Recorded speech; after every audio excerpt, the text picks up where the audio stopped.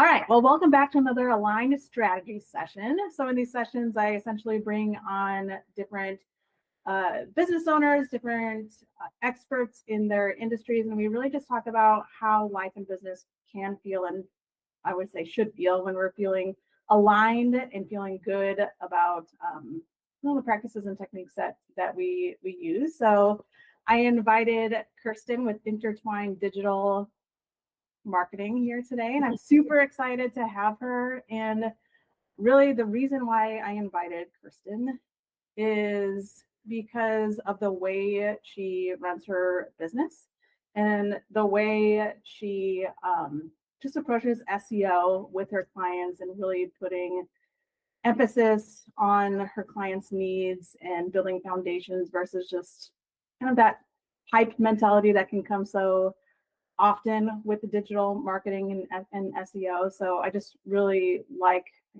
this approach. So before I invited Kirsten on, I had her send me her human design chart. She was so kind to send that to me with her notebook, her mom and birth time, knowing the birth time and the birth chart.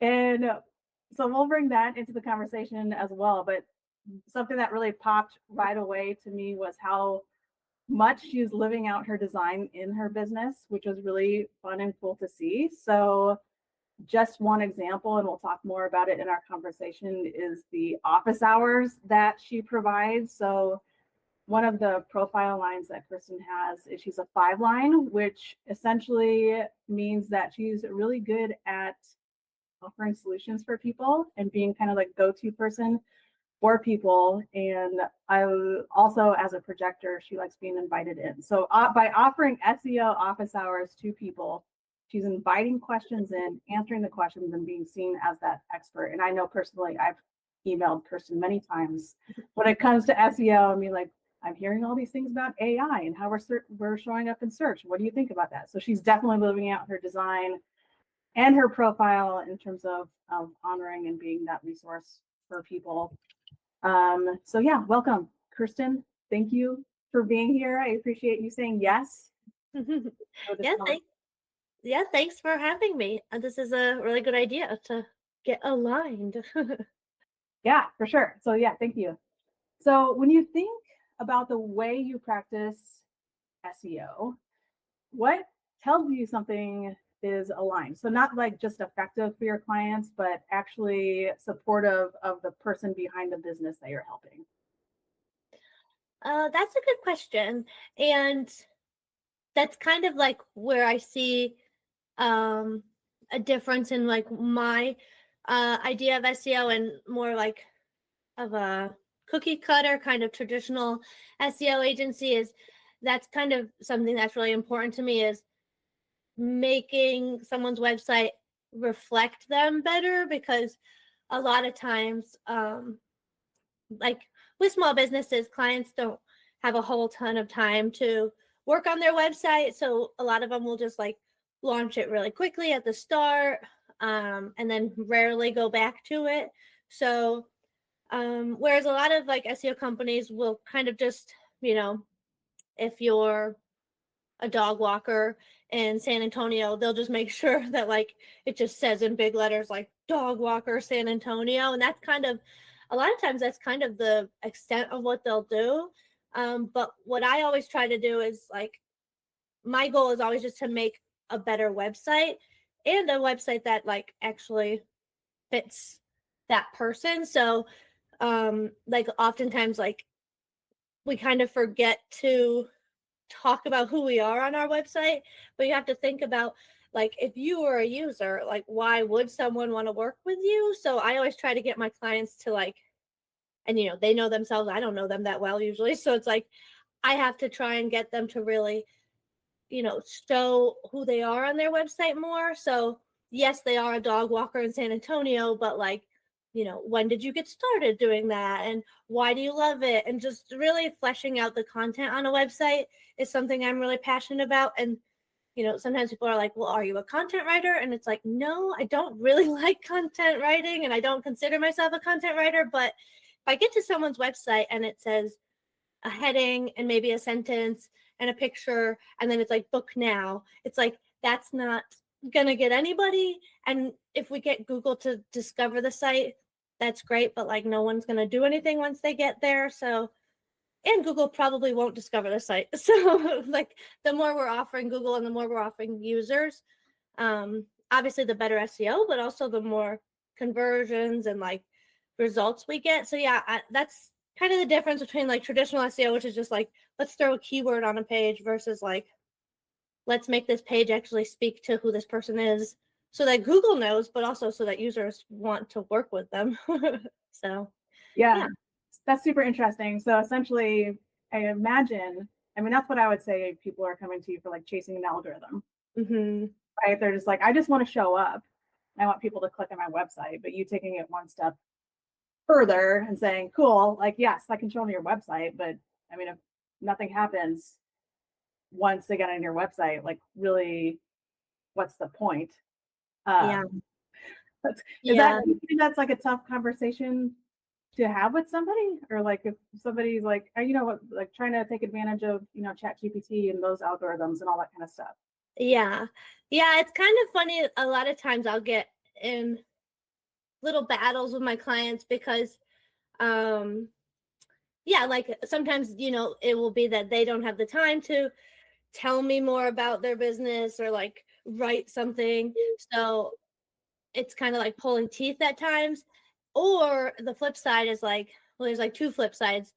One flip side is a lot of sometimes clients will be like, I want a really chic and clean website. So it's like really minimalist. And it's like, I know that that looks good. Or they'll be like, on mobile, there's so many words and so much scrolling. And it's like, so there's like a battle of like, we want to have it look like how they want, but also like, bottom line, if your website doesn't say anything, how is Google going to know what you're doing? So yeah, sometimes clients will be like, I just want one page and I want it to be really, really minimalist. Like, this is what I do, book a session today. And it's like, first of all, like I said, the user doesn't want to book with a stranger. They don't trust you. And second of all, Google doesn't know what you do because you only have one sentence and then a call to action. So yeah, it's either clients don't want to write or they like a minimalist look. Or like I said, the flip side is what you just said, which is AI. Clients will now try to kind of use that as a shortcut where they're just like, hey, ChatGPT, write a paragraph about like why I'm passionate about dog walking. And it'll do a pretty good job. Like it does a decent job, but as we know, it's really fluffy and just word vomit really. And it's from a robot's point of view. It doesn't come across as human. It doesn't say that in the 6th grade you met a Pomeranian and you fell in love. Like it doesn't know that about you. So yeah, the more like a client can actually sit down and help me figure out what they are and what they do, the better. But yeah, sometimes they just don't want to for the aesthetic, and also they see that ChatGPT is an easier way out. Yeah, for sure. So you have some responsibility, or I don't know what the right word is, but essentially you're getting your own clients aligned in terms of finding that balance between the technical and the practical of really the point behind SEO, which is to be discovered and get new clients. And sometimes it's hard because like at the end of the day, it's their website. They're paying me, but like, you know, at the end of the day, it's their website. So it's like, okay, if that's what you want. But like, and at that point, it's like, I told you all the reasons behind it, but if you still don't want to do it, that's fine. And I'd say I have like maybe like a 70-30 success rate of getting them to do what I want.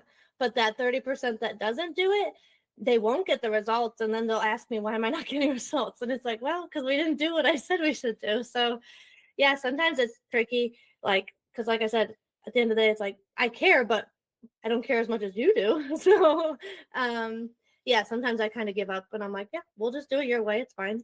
At this point, I've given you my recommendations and that's all I can do. Yeah, you can't care more than the owner. Yeah.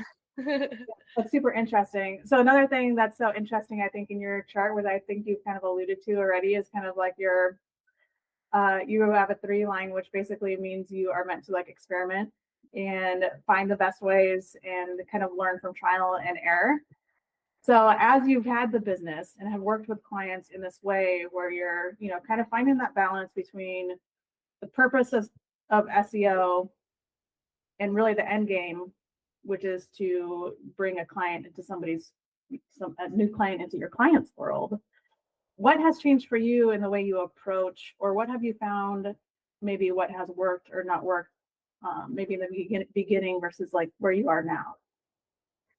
Yeah, it's a good question. I definitely do think it's like it starts at the top. So like finding the right match in the client is something I've really learned about. Because I think it's easy when you first start out, you just kind of want anybody and you'll take anybody, and you're just really desperate. But I've definitely figured out kind of now, like I work best with like, a small team, like a small business that has the decision makers. Because like, if there's too many cooks in the kitchen and you're working with a big team and you're not actually talking to the decision maker, I find like most of the stuff doesn't get done. So like I'll like do my job, but then that it won't actually ever go anywhere.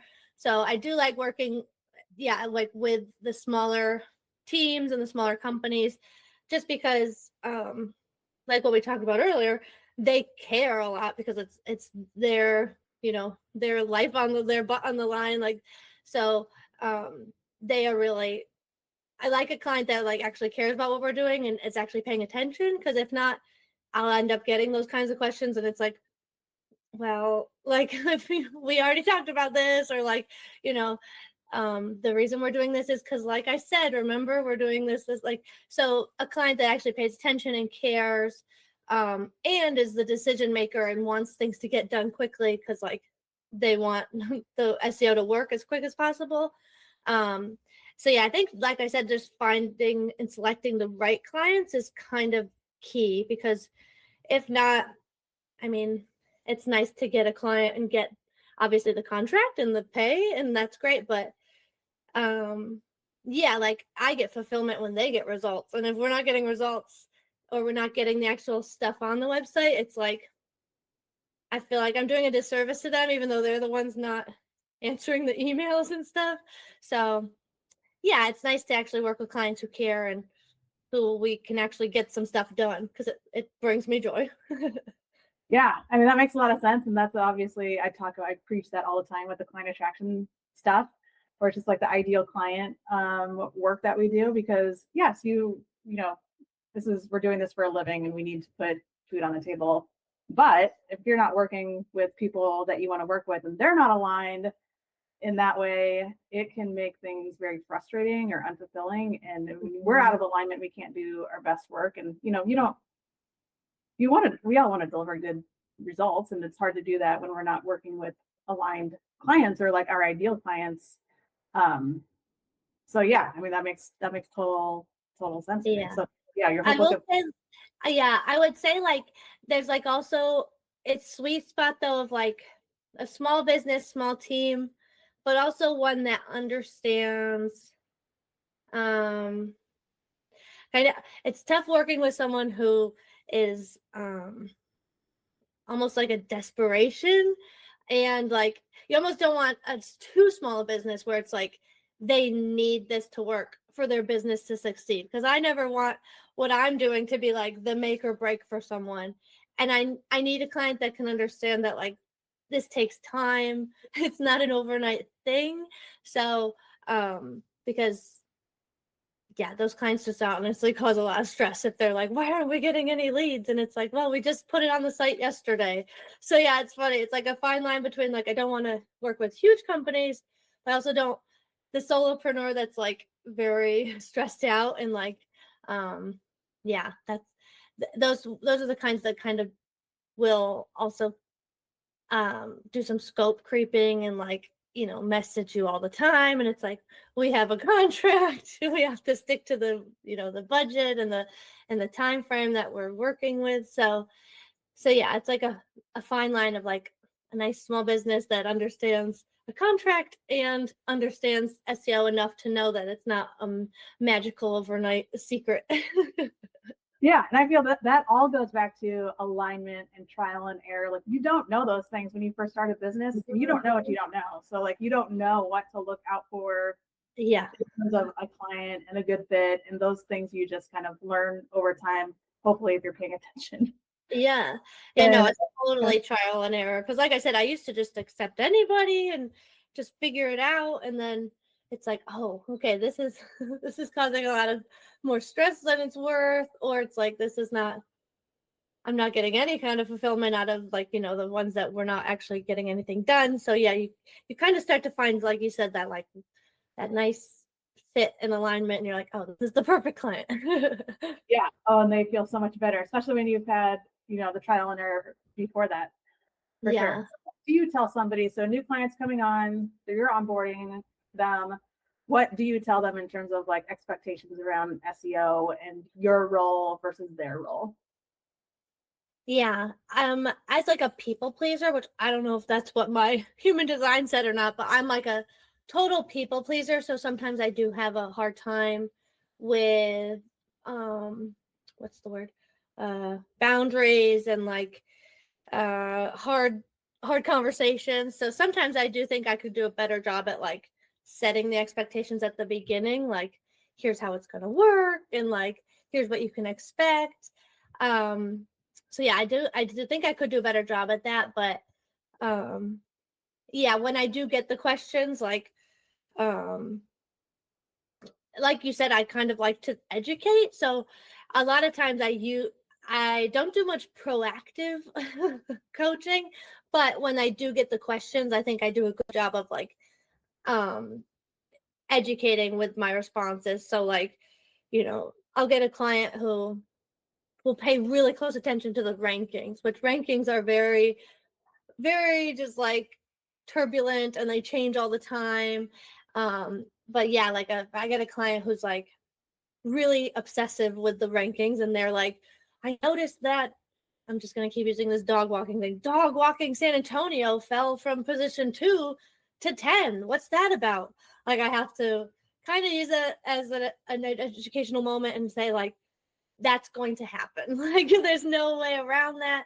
Google changes what they are deciding to show literally every minute. So it's, if when the report comes out, you were ranking 10 that day and not 2, I can then show them like, and look, today you're number 1. Like, it's just like a very, like I said, turbulent thing. So just using that as an opportunity to, yeah, set the expectation, like this is very normal, like, or, yeah, I think that's honestly something that's a tricky part of what I do is, since SEO is kind of confusing and like, data and stats and reporting is kind of a confusing thing. I think I'm constantly having to educate just because, like, even just to sometimes I think my results aren't showing for themselves. Like, if a client's like, well, how is this going? I don't even know. Are we doing well? And it's like, oh, you don't notice that like we are up 100% over last year. Like, my mind, I'm like, it's very obvious that this report shows we've increased traffic 100%, but they probably didn't even look at the report because they're so busy. So it's like, I need to like say in their face, like, you have increased traffic 100%. So yeah, it's a constant just education. That's what SEO is. So I didn't really answer your question that well, but yeah, it's kind of just like I kind of just take it as it comes at me, and I don't do a very great job at proactively telling them what to expect. Well, I can tell you from your design, you like to be invited in. Yeah. So that you're living that out. But I think you just talking about the education piece, and SEO can be super complicated. So like high level business owners, probably if they've heard the word SEO, not maybe sure what that stands for or what it means, but that we should be good at it. And it's like all these like technical things. So I think something really cool that you do was what I mentioned a little bit earlier, is those office hours. And it's just really this educational free opportunity that you give to people to come in and get an expert opinion on something, maybe someone is wondering about or whatever. So tell me a little bit more about those and how they work, and maybe some of the questions that you've gotten on some of those. Yeah.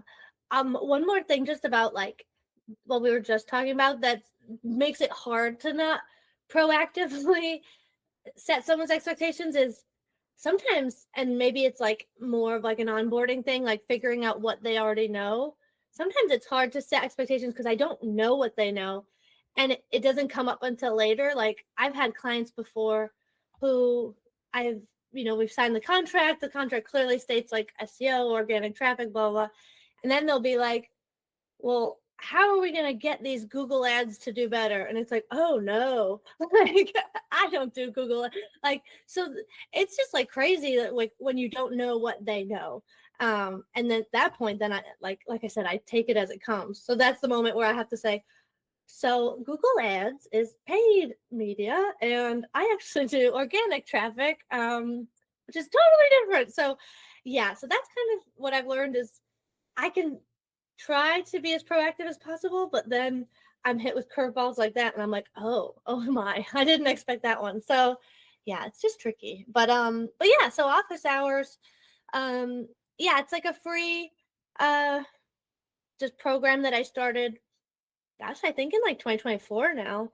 And it was essentially like I just I did a bundle with someone and I ended up getting like a couple hundred like email subscribers, and I was like, oh no, because I don't have anything. I don't have anything sending to anyone. So I had to kind of come up with like, what am I going to tell these people about that didn't feel like super salesy and like book a call with me, like, the unsubscribe. They were just unsubscribed. So yeah, I was like, what's an offering I can do to like, nurture this list a little. And me and my coach Maria, we like came up with this idea of yeah, just like ask me anything. And yeah, initially it was like, gosh, I think I used to do it like every week or something. And then I shifted to like once a month. But yeah, basically people just get on YouTube Live with me and they ask any kind of question about SEO. You talked about trial and error. Like originally it was, yeah, they just hop on and ask questions. But what I learned is like sometimes there would just be like dead air and like no one would be talking. So it helped to come with a topic because that helped people like, oh, she's talking about Google Analytics today. That helps because I have a question about that. So I started to do more of like a presentation on something and then open it up to questions, and that helped lead it a bit more. But it's still at the end, I would say, if you have a question about anything, we can ask about anything. But yeah, it's fun. And also like I said, the goal was always just to like offer something to my audience. It wasn't like, I didn't really think that it would be like a sales tactic type thing, but it ended up being, a good like sales funnel type thing where like I would meet someone, they would like me, and then they would come to that and they'd get to know me more. And then they'd be like, could you audit my site? And then I did get a couple of clients just from office hours. So it ended up being a cool like lead source plus just like a content creation tool and yeah, just like a resource for people. But yeah, it's nice. And it also keeps me on my toes because like I have to know the answer to all these people's questions. So yeah, it keeps my brain working. Yeah, that's cool. I mean, as an SEO person, I mean, you kind of, in it day in and day out. I mean, you just kind of have to know, and you know more than you even realize you know, because when the questions come up, you know the answers. Exactly. But that's why you're so valuable to people, is because most of us aren't in SEO every day. It's one piece of the business, and it's your entire business, which is why it's always helpful to hire it out. And again, I'm just going to reiterate, I think what's so nice about the work that you do is that you're not just looking at it from a perspective of let's get you ranking. You're taking it the extra step, which any business owner from a marketing and business end of day perspective appreciates, which is how do we get it to actually work for us? Not just traffic numbers, but like conversions. And I want to get the phone ringing or the booked calls or the product selling, whatever it is. Mm-hmm. I mean, at the end of the day, the end state is I want more traffic to my website. I need people going there to do something. Yeah. Yeah, no, that's a good point. Yeah, the office hours did help with just like another way to figure out what do people know. Because like you said, sometimes I don't feel like an expert. I'm like, oh, I'm not keeping up. But then the questions I get is I'm like, oh, okay, so I still know more than the average business owner. So it would be good to just hear, yeah, like what are people confused about? What can I help people with? And then yeah, like I said, it's good for content creation because it's like, I got this question today. Let me talk about it. But yeah, like you mentioned AI earlier, like that was the good thing about my approach was it so far has been very like what's the word? AI centric. So like I think if you were doing like a very traditional easy kind of approach to SEO, you might be, a little worried right now with AI because if you were just one of those agencies that's like putting a page title on a page and that is what like a lot of agencies would do is like an SEO setup would be like a page title, meta description, boom, and they do it for every page, and it does help tell Google what that page is about, and it'll even help tell the AI what your page is about. But AI who's like greedy for content, like those people should be a little worried because they've never once looked at the content of what's actually on that client's page. And since I've always taken a content approach, it just has ended up translating. That's the word. It's like ended up translating already really well to AI because like AI is looking for content. So yeah, I get my clients I do get that question at least once a week, like, what are we doing for AI? What are we doing for AI? And I have to tell them like, what we already do is what the AI is looking for. Like we are actually already taking an approach to AI and we have for like the whole time. So yeah, that's the good thing about the way I do SEO is, like you said, it's good for like getting people to actually use the site and the pages, but it is like exactly what AI is looking for with like some tweaks. Like I'll do some different things now for AI specifically, but yeah, just like having a good website with like a ton of content, like that's what AI wants. So yeah, luckily I didn't have to like reinvent the wheel when like people started asking me about ChatGPT and AI overviews and stuff. What a relief. Yeah. Yeah. I've never Every heard time I read an article, like, what does AI like? I'm like, oh, thank God. We're already doing that. That's why I've never heard it. AI being referred to as content greedy. That's really funny. Yeah, like they're hungry, they just want to eat it all up and then take it basically. Yeah. And then tell the user, this was my idea. It's like, well, you took that from my website, but at least as long as you're sourcing me, that's fine. Yeah, as long as people click in. Do you find a lot of people are clicking in from the AI summaries? It definitely like it definitely varies by industry. Like I have like an e-commerce client and they get tons of AI traffic. So it makes me think that like users are like, I have a mid-century modern house. What's a good light for that? Because this is a lighting client. And it makes me think that chat is like, here's some lights that would match. And then, yeah, they're literally going and shopping, clicking on those links. So the e-commerce clients do well. Like local businesses can do well. Like I have like a food truck client. So if someone's like planning a birthday party and they're like, birthday party ideas, like you kind of have to go to the website. You can't just get all the information from ChatGPT. But yeah, so I think honestly, yeah, for the most part, it seems like it's working for most clients. What I am finding is it's mostly ChatGPT right now. Some clients will have a nice mix where it's like Gemini and Perplexity and Claude, like they're getting traffic from all of them. But then I have clients that are just ChatGPT, like they haven't broken into the other ones yet. So, and it might just be that people aren't using the other ones as much, especially for whatever their industry is. But yeah, sometimes it's for some clients, it's just ChatGPT. Like they never get any from Gemini or Claude or any of those. So yeah, I guess it's what people are using. I think there's a use for like each platform. People like to use it for different things. So I guess if I looked into it more, it would probably be like, oh, people don't use that one for XYZ. Yeah, that makes total sense. And the reason, like the types of clients that you're explaining that are getting the clicks mix also makes sense because it's not just like a general informational spit back. It's like, this is Yeah. a resource for you to click into. Yeah. Like, yeah, like if I have like a client who does like sub-metering. So if someone was like, what is sub-metering? Like they get the answer, they probably don't need to go to your website after. But if they were like, what sub-metering client, what sub-metering company can I hire? That's when they would obviously finally get all the info from chat and then be like, well, and those, one last thing about AI is like those visits are super qualified because at that point they've had a whole conversation with this robot. They are like very interested, like for like that lighting client, like they saw that, they were like, oh, I like that.